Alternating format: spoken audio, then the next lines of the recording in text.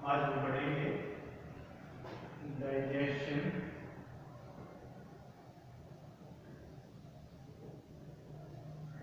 In humans. इंसानों में digestion कैसे होती है और इसमें कौन कौन सी चीजें जो वो हमें रिक्वायर्ड है। सबसे पहले हमें देखना है डाइजेशन कहते किसको है।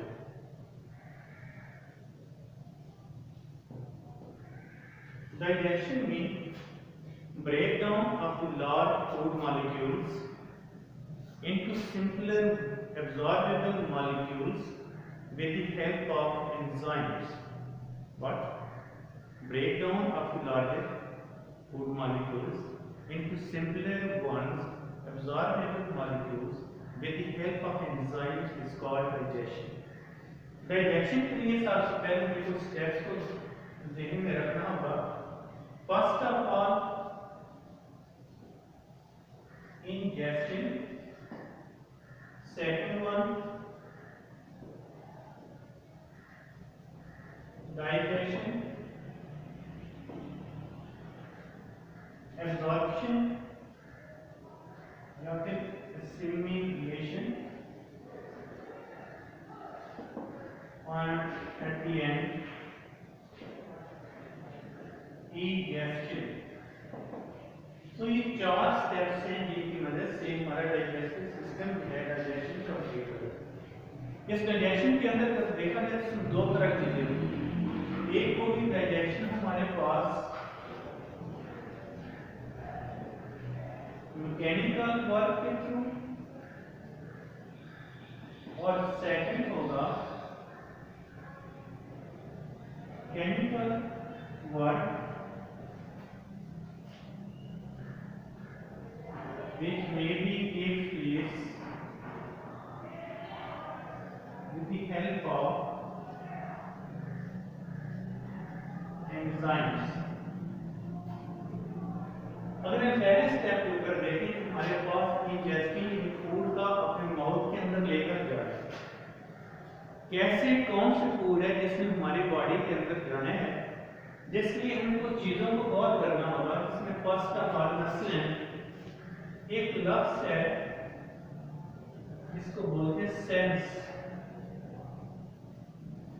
अगर सेंस के ऊपर गौर करें तो इसमें टोटल अल्फाबेट्स हैं उनकी तादाद जो है वो राउंड अबाउट 5 है। इट्स मीन हमारे जो सेंसेस हैं उनकी तादाद है वो भी 5 है। कैसे?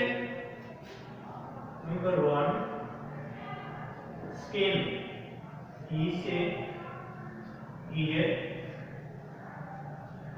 नोज, स्पीच में टंग जुबान हमारी, और ई से आई। ये 5 सेंसेस जो हम यूज करके अपने लिए फूड को सिलेक्ट कर सकते हैं। मसलन अगर हम किसी चीज को टच करते हैं, हमारे स्किन में ये टच करने के काम आएगी। क्या कोई चीज हार्ड है तो क्रिस्टलाइन फॉर्म के अंदर है तो हमारे माउथ के अंदर स्टोमक में जाए तो ये उसका कोई नुकसान तो नहीं करेगी। अगर ऐसे में हार्ड महसूस हो रही है, हमारे पास क्रिस्टलाइन फॉर्म के अंदर आ गई है, कोई ऐसा स्टफ है जो हमारे लिए नुकसान में हार्म कर सकता है तो हमें उससे अवॉइड करना है। दूसरा हम उस फूड को देखते आई के थ्रू, क्या देखने में ठीक लग रही है, अगर लग रही है फिर तो चलिए ठीक है उसको माउथ के अंदर ले जाए, ऐसा नहीं है फिर उसको माउथ में नहीं ले जाए। ईयर हम कान से सुन सकते हैं, हम कानों से सुन सकते हैं ताकि हम किस एनवायरनमेंट के अंदर बैठकर जब ऐसी पुरसकून जगह पर बैठकर खाना खा सकते हैं, किसी चीज को इन्वॉल्व कर सकते हैं। नहीं ऐसा ना कितना ज्यादा शोर शराबा नॉइज और उस जगह के ऊपर बैठकर हम लोग खाना खाएं तो वो हमारे लिए स्कूनी का स्वाद बढ़ेगा, जिसकी वजह से हमें प्रॉब्लम क्रिएट हो सकती है। नोज, कुछ चीज जैसे हम तोड़ कर माउथ के करीब लें तो देखो उसको स्मेल भी नहीं आती, माउथ में बात हो जाएगी। हमारी जो नोज है जो माउथ के बिल्कुल करीब है, हमारी आई ऊपर से देख रही है, नोज से ये सुन रही है, तो जिसकी वजह से हम उसको आर्डर को देखकर चेक कर सकते हैं कि हमारे लिए सूटेबल है या नहीं है। और साथ स्पीच अगर कहीं गलती से हम नहीं देख रहे, हमारा ध्यान किसी और तरफ है किसी के साथ गपशप हो लीजिए, कोई टीवी ड्रामा देख रहे हैं, साथ साथ खाना भी खा रहे हैं, माउथ में चला भी जाए, गलती से तो आगे हमारी टांग है जुबान वो इसका टेस्ट चेक कर लेगी कि ये खाने की ऐसा तो नहीं कि पुराना वारसी हो कि उसका टेस्ट ऐसा खराब हो जो अगर हम आगे स्टमक में ले लें कहीं बैक्टीरिया की वजह से या किसी और वजह से हमें फूड पॉइजनिंग वगैरह ना हो जाए, हमें डायरिया हो जाए, तो ऐसी चीज़ें सारी हमारी सेंसेस काम कर रही है। अगर इतनी सारी सेंसेस होने के बावजूद हम किसी क्रिस्टलाइन चीज़ को अपने स्टमक में माउथ में ले जाते हैं, किसी गंदी चीज़ को खा लेते हैं, इट्स मीन हमारे सेंसेस ने काम नहीं किया, हमने सेंसेस को इस्तेमाल नहीं किया। और वो लोग जो इन सेंसेस को इस्तेमाल नहीं करते उनको क्या कहते हैं? किसी को याद है? Non sense.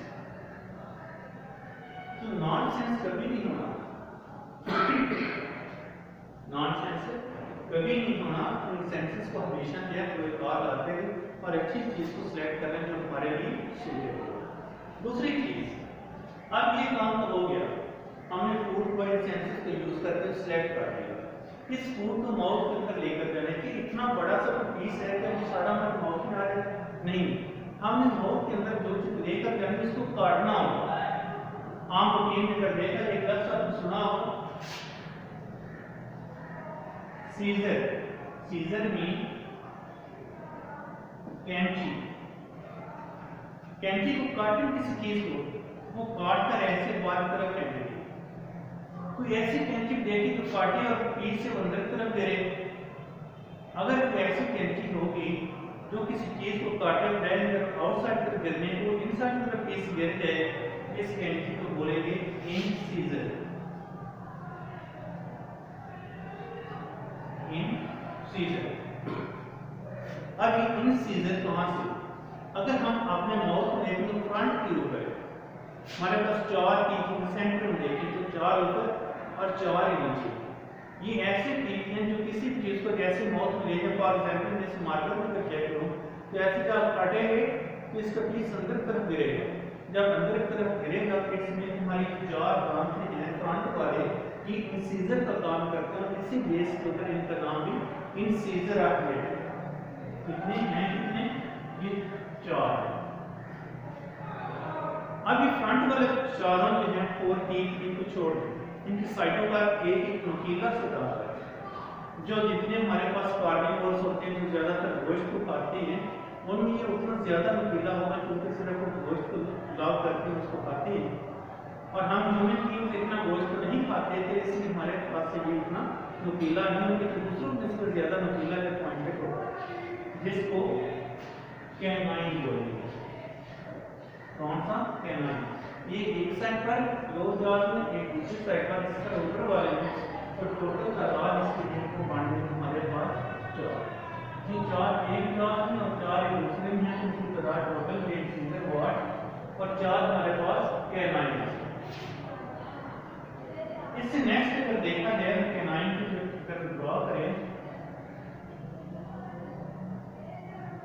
तो इस तरह की कुछ डायग्राम है, जबकि बाकी जो हमारे पास इंसीजर ये बिल्कुल प्लेन है और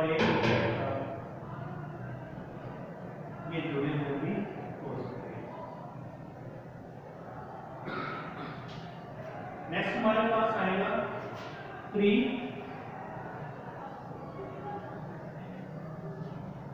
मोलर। प्री पहले, मोलर जो हमारी दाढ़ है, दाढ़ उससे पहले कुछ दाढ़ जिनको प्री मोलर जो ऊपर से चौड़े होंगे, ये हल्के से ये फ्लैट है और इनकी स्ट्रेंथ जो है वो हमारे पास 2 होगी।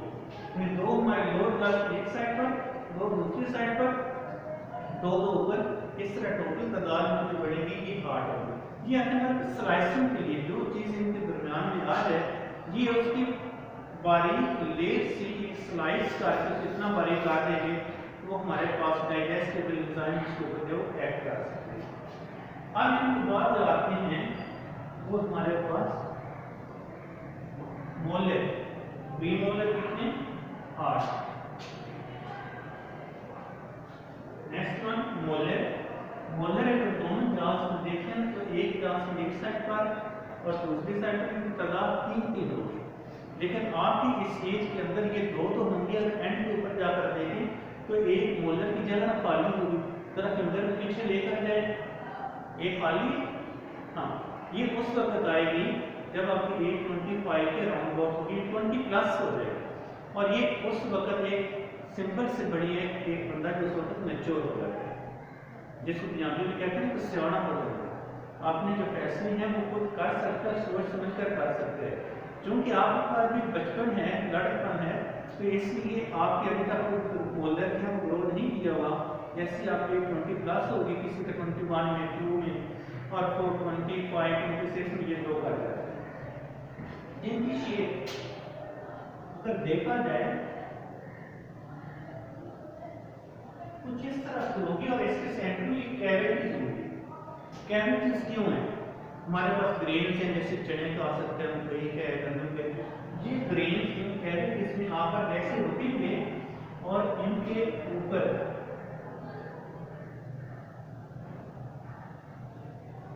इस तरह ऊपर वाला जो मोला है, ये दोनों एक दूसरे से रगड़ेंगे, जैसे चटनी अपने दाने पीसने वाले, उसमें जो पत्थर है उसके ऊपर कैविटीज होंगी और सारे पत्थर एक दूसरे के ऊपर रगड़ेंगे तो आटा समझ जाएगा। ये जो हमारे पास जितनी आर्ट और ग्रेन वगैरह लेते हैं, ये उनको क्रश करने के लिए, ग्राइंड करने के लिए भी यूज होते हैं। जिनकी टोटल स्ट्रेंथ दोनों साइडों पर देखें तो ये कितनी होगी, 3 एक साइड पर, 3 दूसरी साइड पर, और इसी तरह 6 3 ऊपर और 3 इस साइड पर। टोटल तादाद जो बने वो 12 होगी। अब जिनको अगर हम काउंट करें तो ये 8 और 4 12, 12 और 8 20, 20 और 12 ये बनेंगे हमारे पास 32।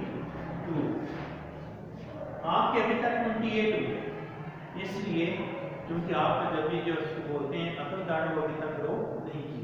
जैसे ही ग्रो करेंगे तो उस वक्त ये हमारे पास तक की तादाद है वो पूरी हो जाएगी। अब ये ग्राइंडिंग वाला काम हो गया, साथ इससे एक और चीज आ रही है। ग्राइंडिंग के बाद है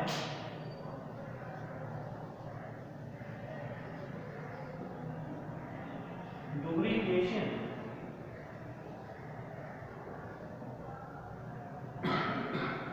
हमारी चीज दोनों साइडों पर यहाँ पर कुछ टिश्यू से, ग्रोथ से, ग्लैंड से, हमारी टांग के नीचे ग्लैंड हैं जिनको सलाइवरी ग्लैंड कहते हैं।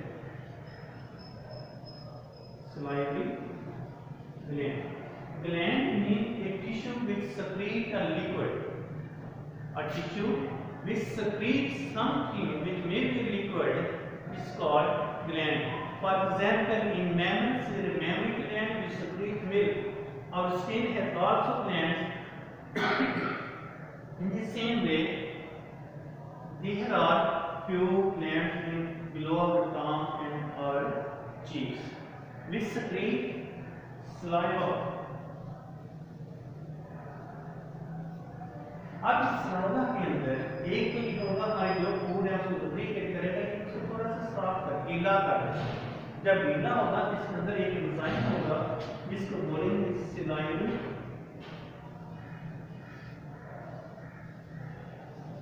अमाइलेज। Salivary amylase. ये अमाइलेज हमारे पास जो स्टार्च है फूड के अंदर, जो हमारे इन आटे की तरह जो चीज है, उस स्टार्च के कुछ हिस्से को ग्लूकोज में चेंज कर देगा, सारे को नहीं। इसको it converts starch into glucose, some parts of starch, not all. इसके बाद फूड हमारे पास जो हमारा एपिग्लॉटिस है वहां से हमारी ईसोफेगस में आ जाएगी। अब अगर हम ईसोफेगस को देखें तो हमारे पास ईसोफेगस के जो मसल है वो ऐसे मूव करेंगे। ये हमारे पास ईसोफेगस है। ये नहीं कि एक्चुअली पेज ब्रॉड है, कुछ नैरो है, ऐसा ये बिल्कुल नहीं है। इस मसल है जहां से ये कॉन्ट्रैक्ट करेंगे वहां से थोड़ी सी नैरो हो जाएगी, फिर जहां लेस होंगे वहां पर थोड़ी सी वाइड है, और जिधर ये थोड़ी सी ब्रॉडर है इसको वाइडर पोर्शन यहाँ पर एक जो खाना हमने खाया है जो हमारे गले से पास हुआ है वो यहाँ हमारी ईसोफेगस के अंदर यहाँ पहुंच चुका है, जिसको हम कहेंगे बोलस। इन जो निवाला है जिसकी ग्राइंडिंग हो गई है, लुब्रिकेशन हो गई है, उसके बाद यहाँ हमारी ईसोफेगस के अंदर आ गई। इस नाली को क्या बोलेंगे? ईसोफेगस। अब ये बोलस से हमारी ईसोफेगस में आ गए। इसोफेगस मसल की वेव फॉर्म के अंदर कॉन्ट्रैक्ट और रिलैक्स करेंगे और जो फूड इसके अंदर बोलस आ गया है ये सारा हमारे स्टमक में पहुंच जाएगा। इस तरह हमारे एपिग्लॉटिस से लेकर स्टमक की तरफ जो इसोफेगस की मूवमेंट होगी इसको बोलेंगे पेरिस्टालसिस।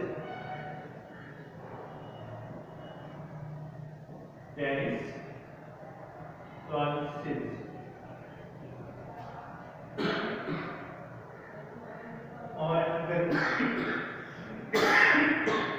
समटाइम्स ये मूवमेंट रिवर्स हो सकती है, जब रिवर्स होगी जो कुछ हमारे स्टमक की मैदा का जो फूड है वो सारी वापस आना शुरू हो जाएगी, जिसको वॉमिटिंग कहते हैं।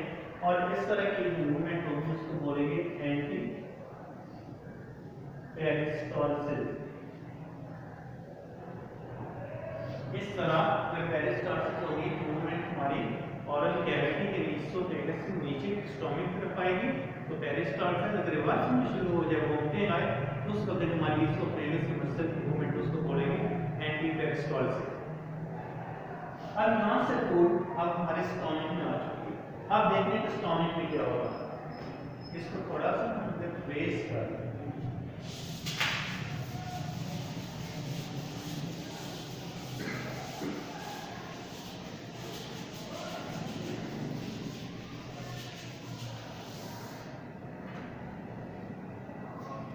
फॉर एग्जांपल इधर से हम स्टार्ट करते हैं।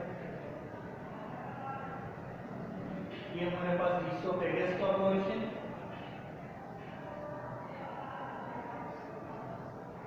इसके आगे यहां से ये शेप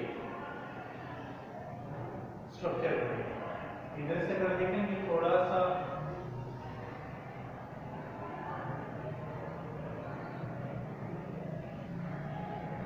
इसको राउंड कर दिया, इधर से भी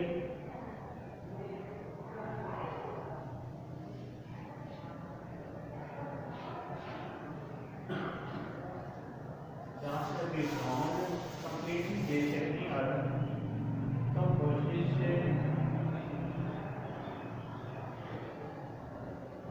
ये हमारे स्टमक इसोफेगस और स्टमक का जहां पर कनेक्शन है यहाँ पर सर्कुलर मसल्स होंगे जिनको बोलेंगे स्फिंक्टर मसल, SPHINC स्फिंक्टर।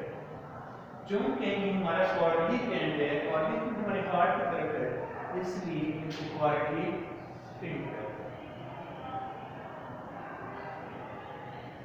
दूसरा है हमारा यहाँ पर ये मसल्स हो गए जिनको पाइलोरिक स्फिंक्टर। इसकी मेन बॉडी स्टमक की पाइलोरिक एंड, इससे पाइलोरिक, और ये हमारे पास आ जाएगा इसका कार्डियक एंड। दूसरा इसको एंट्रम भी इसको नाम है,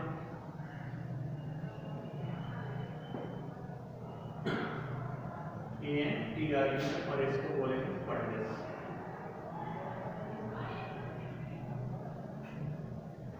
अब इसके अंदर अगर हम देखें कि जो हमारा सेंट्रल बॉडी जहाँ पर हमारा स्टमक जो वॉल है यहाँ से कुछ सेक्रेशन से प्रोड्यूस होगी इस एरिया से, जिसको बोलेंगे,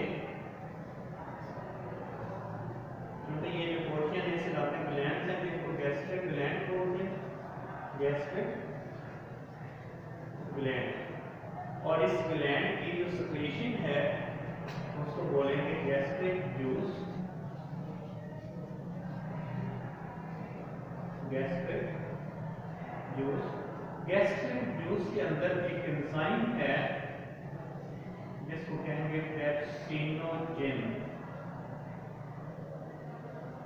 ये इनएक्टिव फॉर्म के अंदर है, ये किसी के ऊपर कोई रिएक्ट नहीं कर रहा, लेकिन जैसे ही इसके साथ ये एसिड HCl मिलते हैं, पीए डाउन होती है, तो उस वक्त ये एक्टिव हो जाएगा और इसके एक्टिव फॉर्म को बोलेंगे पेप्सिन। जैसा आपने तो सुना होगा पेप्सी, कोई खाना खाएं, गोश्त वगैरह प्रोटीन काफी ज्यादा होने से पेप्सी का एक गिलास ऐसे महसूस होता है जैसे हल्का उसने कोई डाइजेस्ट करने के अंदर कोई ऐड की है, लेकिन वो ऐसा नहीं है। पेप्सी के अंदर एक क्या एसिड है जिसको बोलते हैं कार्बोनिक एसिड। कैसे? जो कार्बन डाइऑक्साइड प्रेशर के तहत वाटर के अंदर भरी जाती है, मिक्स की जाती है, जब उससे मिक्स होती है तो उससे बन जाते हैं कार्बोनिक एसिड। जब पेप्सी अंदर जाएगी तो वही कार्बोनिक एसिड हमारे प्रोटीन के मॉलिक्यूल्स है जो हमने खाना खाया है उसके जो पेप्टाइड बॉन्ड्स को ब्रेक करेगा, जिसकी वजह से हमें फील होगा जैसे कोई चीज़ें डाइजेस्ट हो रही है और हमारे स्टमक थोड़ा सा लाइट में आ रहा है। अब ये पेप्सिन जो प्रोटीन के बड़े मॉलिक्यूल्स हैं उनको प्रोटीन्स इनको पॉलीपेप्टाइड में चेंज कर देगा, पॉलीपेप्टाइड और पेप्टाइड कुछ नियम पॉलीपेप्टाइड में चेंज हो जाएंगे और कुछ नियम को पेप्टाइड के अंदर है वो चेंज हो जाएंगे। नेक्स्ट है वो कैसे हमारे स्टोमिक केमिकल भी वर्क कर रहे हैं और मैकेनिकली। इसके मसल हमारे पास ऐसे कुछ क्रिस क्रॉस होंगे, कुछ मसल्स लॉन्गिट्यूडिनल होंगे, कुछ इसके जो रेडियल वॉल खड़े होंगे। अगर लॉन्गिट्यूडिनल मसल कांटेक्ट करें हमारा स्टोमक इधर ऊपर की तरफ उठेगा, फिर नीचे आएगा, फिर ऊपर। जब इसको रेडियल मसल कांटेक्ट करें ऐसे दोनों साइडें आपस में क्लैश करेंगे। जब इस तरह क्लैश करेंगे जो फूड है वो हमारे पास सारी इसके अंदर एसिड के HCl है, हमारे पास पेप्सिन है, स्लाइवा की सारी उसमें मिक्सिंग हो जाएगी और इस प्रोसेस को बोलते हैं चर्निंग। स्टोमिक का ये प्रोसेस है चर्निंग। अब जितनी फूड मॉलिक्यूल्स जो डाइजेस्ट हो रहे हैं थोड़े से बारीक हो गए, साइज छोटा हो गया, वो यहाँ से स्मॉल इंटेस्टाइन में आएंगे। ऐसे स्मॉल इंटेस्टाइन में आएंगे, इधर से ये स्मॉल इंटेस्टाइन है,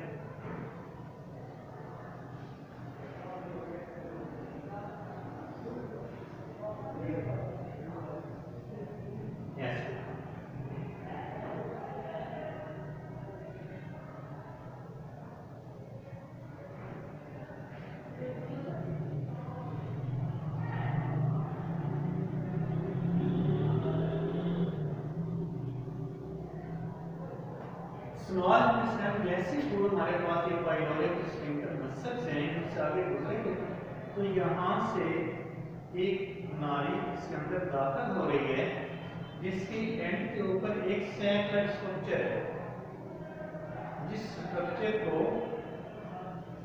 गॉल ब्लैडर इन पित्ता बोलते हैं, उर्दू में पित्ता और इंग्लिश वर्ड में इसको गॉल ब्लैडर, जिसके ऊपर अब इसको थोड़ा सा बेस कर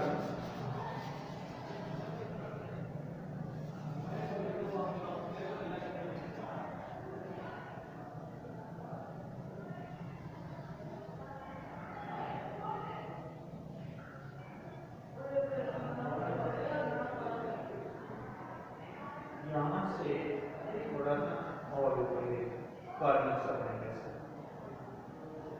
इस तरह की स्ट्रक्चर मौजूद है जिसको लिवर